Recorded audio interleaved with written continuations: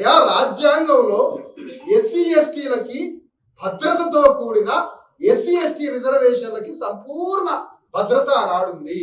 కానీ రాజ్యాంగబద్ధంగా బీసీల రిజర్వేషన్లకి ఆ భద్రత కరువైంది. ఆ కరువైన దానికి ఏ విధమైన కార్యాచరణతో బీసీ రిజర్వేషన్లని రాజ్యాంగ భద్రతతో నిలబెట్టాలనో దానికి సంబంధించిన మొత్తం రాజ్యాంగబద్ధ చట్టం రావడానికి జస్టిస్ ఈశ్వరయ్య గారు, చిరంజీవి గారు ఒక డాక్యుమెంట్ రాసి ఒక డ్రాఫ్ట్ బిల్లు తయారు చేసి ప్రభుత్వానికి ఇవ్వడం జరిగింది.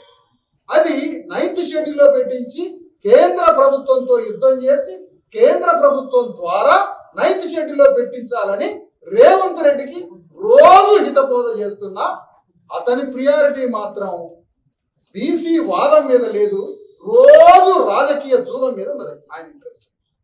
ఆ రాజకీయ జూదంతో బీసీలని ప్రతిరోజు మోసం చేస్తున్న దానికి నిరసనగా రోజు బీసీలని మోసం చేస్తూ బీసీలకు రావాల్సినటువంటి ఆ 42% చట్టాన్ని రాజ్యాంగబద్ధం చేయకుండా 9th షెడ్యూల్ పోరాటం చేయకుండా ఆ రేవంత్ రెడ్డి చేస్తున్న మోసాలకు వ్యతిరేకంగా కాంగ్రెస్ పార్టీ ఇచ్చిన వాగ్దానం, కామారెడ్డిలో ఇచ్చిన వాగ్దానానికి అమలుకు నోచుకోకుండా చేస్తున్న మోసానికి వ్యతిరేకంగా కామారెడ్డిలోనే డిక్లరేషన్ చేయబోతున్నాం.